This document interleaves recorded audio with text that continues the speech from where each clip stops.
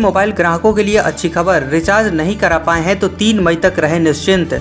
जी हां, इस बढ़ती बीमारी की वजह से टेलीकॉम कंपनियों ने देश भर में लागू लॉकडाउन को देखते हुए प्रीपेड ग्राहकों की वैलिडिटी 3 मई तक बढ़ा दी है। अब यदि प्रीपेड उपभोक्ता रिचार्ज नहीं करा पाते हों तब भी 3 मई तक उनके कनेक्शन की वैधता बरकरार रहेगी।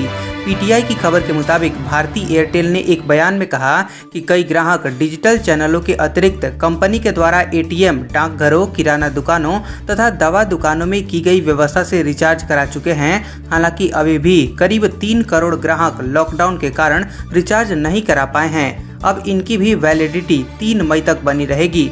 वोडाफोन आइडिया के मार्केटिंग डायरेक्टर अवनीश खोसला ने अलग से बयान में कहा कि लॉकडाउन की बड़ी अवधि में भी उपभोक्ता जुड़े रहें। यह सुनिश्चित करने के लिए हमने 9 करोड़ ग्राहकों के लिए इनकमिंग सेवा 3 मई तक बढ़ा रहे हैं। इसी तरह से दूसरी कंपनियों ने भी कहा है कि इस दौरान लॉकडाउन के दौरान इनकमिंग की सुविधा मिलती रहेगी।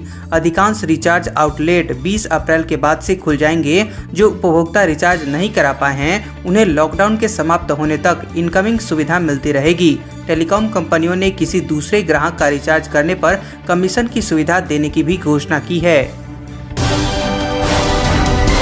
अब नहीं होगी कैश की कमी, आरबीआई ने बाजार में छोड़े 1.2 लाख करोड़ रुपए के करेंसी नोट। जी हां, रिजर्व बैंक ने इस बढ़ती बीमारी शुरू होने के बाद पिछले 45 दिनों में बाजार में 1.2 करोड़ रुपए के नए नोट डाले हैं। रिजर्व बैंक के गवर्नर शशिकांत दास ने यह जानकारी दी। उन्होंने कहा कि दूरस्थ इलाकों में बैंकिंग सेवाएं पहुंचाने वाले कारोबारी प्रतिदिन तथा एटीएम मशीनें पूरी क्षमता से काम कर रही हैं ताकि हर किसी के पास वित्तीय सेवाएं पहुंच सके। दास ने यह जानकारी ऐसे समय में दी है जब मार्च में नकदी के लेन देन में 86,000 करोड़ रुपए की उछाल की खबरें आ रही हैं।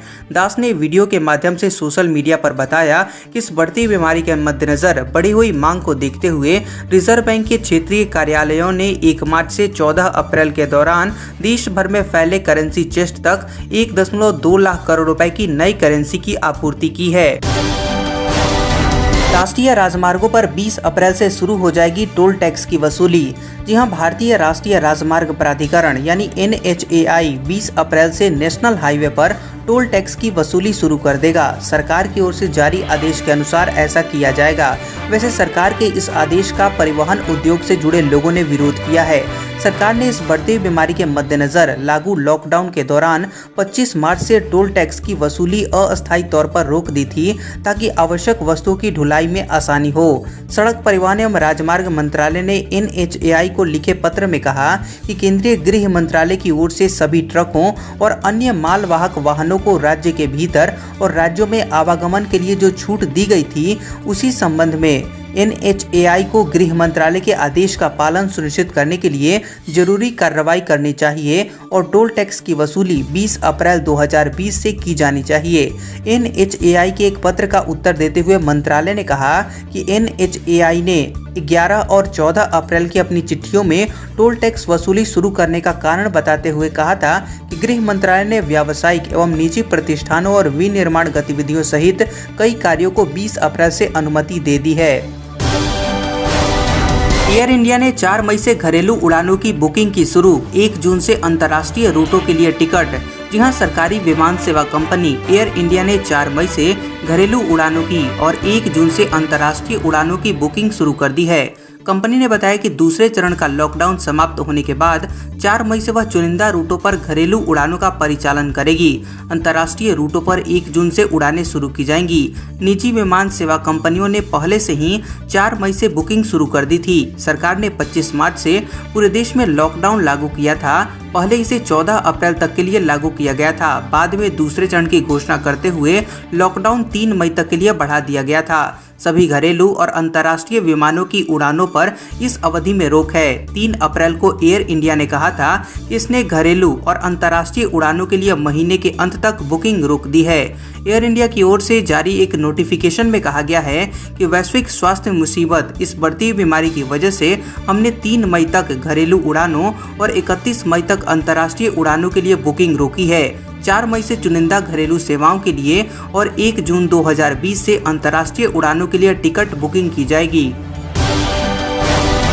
मोदी सरकार काटेगी कर्मचारियों के 1 दिन का वेतन, टल सकती है महंगाई भत्ते में बढ़ोतरी। जी हाँ, इस बढ़ती बीमारी की वजह से मंत्रियों के अपनी सैलरी के भाग को डोनेट करने के बाद अब केंद्र सरकार ने कर्मचारियों की एक दिन की सैलरी को काटने का फैसला किया है। यह अप्रैल 2020 की सैलरी में से कटौती होगी, जिसका मई में भुगतान होना है। कर्मचारियों की सैलरी में से काटी गई राशि को प्रधानमंत्री केयर्स फंड में डाला जाएगा। राजस्व विभाग को भेजे गए सर्कुलर में सरकार ने कहा है कि उसने विभाग के अफसरों और कर्मचारियों से अपील करने का फैसला किया है कि वे मार्च 2021 तक हर महीने अपने एक दिन की सैलरी को पीएम केयर्स फंड में डोनेट करें। हालांकि सर्कुलर में कहा गया है कि अगर कोई अफसर या कर्मचारी को इससे आपत्ति है तो वह इसकी सूचना राजस्व विभाग के ड्राइंग एंड डिस्टर्बिंग ऑफिसर को इस बारे में सूचित कर सकते हैं। उन्हें 20 अप्रैल 2020 तक इसे लिखित में अपने एम्प्लॉय कोड का उल्लेख करते हुए बताना होगा। अधिकारियों को सीएम योगी आदित्यनाथ के सख्त निर्देश। कहा, लॉकडाउन में श्रमिकों को हुई परेशानी तो बर्दाश्त नहीं की जाएगी। जी हां, राजधानी लखनऊ में सीएम योगी आदित्यनाथ ने अधिकारियों के साथ बैठक की। इस बैठक में उन्होंने सभी लोगों को श्रमिकों की परेशानियों को दूर करने के सख्त आदेश दिए हैं। उन्होंने कहा कि लॉकडाउन के दौरान अगर किसी भी श्रमिक को परेशानी होती है तो यह किसी भी हालत में बर्दाश्त नहीं की जाएगी। उन्होंने कहा कि राज्य में लॉकडाउन के बाद श्रमिकों की समस्याओं को देखते हुए सरकार ने निजी क्षेत्र की औद्योगिक इकाइयों को अपने कर्मचारियों के वेतन के भुगतान का निर्देश दिया था। इसके बाद प्रदेश की औद्योगिक इकाइयों में 512 करोड़ रुपए का भुगतान हो चुका है। उन्होंने जानकारी देते हुए कहा कि प्रदेश के करीब 24 लाख श्रमिकों को 1,000 रुपए की राहत राशि का भुगतान हो चुका है। मुख्यमंत्री ने बचे हुए अन्य लोगों को भी राहत राशि देने के निर्देश दिए हैं। उन्होंने साथ ही यह भी आश्वासन दिया कि जो श्रमिक राशि पाने से वंचित रह गए हैं उन्हें भी सरकार जल्द भुगतान करेगी। इस बढ़ती बीमारी के कारण लॉकडाउन के बीच महाराष्ट्र सरकार ने खोला खजाना। निर्माण श्रमिकों के लिए किया बड़ा ऐलान। जी हां, इस बढ़ती बीमारी से उबरने के लिए महाराष्ट्र सरकार ने राज्य में पंजीकृत 12 लाख निर्माण श्रमिकों को 2-2 हजार रुपए की सहायता राशि देने का ऐलान किया है। राज्य के श्रम मंत्री दिलीप वालसे पाटिल ने यह जानकारी दी है। ये राशि सीधे उनके बैंक खाते में ट्रांसफर की जाएगी। तो वहीं मुख्यमंत्री उद्धव ठाकरे ने कहा है कि 20 अप्रैल से कुछ औद्योगिक और व्यावसायिक गतिविधियां शुरू होंगी, लेकिन यह इस बीमारी के उन्मूलन के लिए तय नियमों के पालन के आधार पर होगा। वित्त मंत्री निर्मला सीतारमण ने कहा, इस बढ़ती बीमारी से निपटने को लेकर अतिरिक्त राहत देंगे। आर्थिक प्रोत्साहन का जल्द करेंगे ऐलान। जी हां, वित्त मंत्री निर्मला सीतारमण ने कहा कि इस बढ़ती बीमारी से प्रभावित उद्योगों और गरीबों के लिए भारत जल्द एक और आर्थिक प्रोत्साहन पैकेज घोषित करेगा। सीतारमण ने विश्व बैंक की विकास समिति की 101वीं बैठक में वीडियो कॉन्फ्रेंसिंग के जरिए भाग लेते हुए वैश्विक समुदाय को भरोसा दिलाया कि भारत इस बीमारी के मरीजों के इलाज के लिए जरूरतमंद देशों को महत्वपूर्ण दवाओं की आपूर्ति करता रहेगा। सरकार द्वारा पिछले महीने किए गए कल्याणकारी उपायों की जानकारी देते हुए सीतारमण ने कहा कि कुल 23 अरब डॉलर यानी करीब 1.70 लाख करोड़ रुपए के राहत उपाय किए गए। इनसे स्वास्थ्य कर्मियों के लिए मुफ्त स्वास्थ्य बीमा, नकदी स्थानांतरण, खाद्य और गैस का मुफ्त वितरण और प्रभावित मजदूरों के लिए सामाजिक सुरक्षा उपाय शामिल है। उन्होंने देशव्यापी लॉकडाउन से भारत में 10 करोड़ नए गरीब पैदा होंगे। अभी 81 करोड़ से ज्यादा लोग हैं गरीबी रेखा से नीचे। जी हां, इस बढ़ती हुई बीमारी को रोकने के लिए पूरे देश में लॉकडाउन लगा हुआ है। इस लॉकडाउन का आर्थिक प्रभाव कम करने के लिए सरकार हर संभव कदम उठा रही है, लेकिन यह लॉकडाउन करोड़ों लोगों पर भारी पड़ेगा।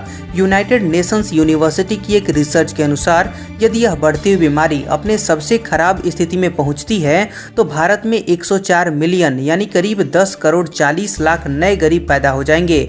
यूएनयू ने विश्व बैंक की ओर से तय गरीबी रेखा से नीचे वालों के लिए निर्धारित आय के मानकों के अनुसार यह रिसर्च किया है। यूएनयू की रिसर्च के मुताबिक विश्व बैंक के आय के मानकों के अनुसार भारत में अभी करीब 81.2 करोड़ लोग गरीबी रेखा से नीचे जीवन यापन कर रहे हैं। यह देश की कुल आबादी का 60% है। इस बढ़ती बीमारी और लॉकडाउन बढ़ने से पड़ने वाले इसके आर्थिक प्रभाव के कारण भारत में गरीबों की संख्या बढ़कर 91.5 करोड़ पर पहुंच जाएगी। यह भारत की कुल आबादी का 68% हिस्सा होगा।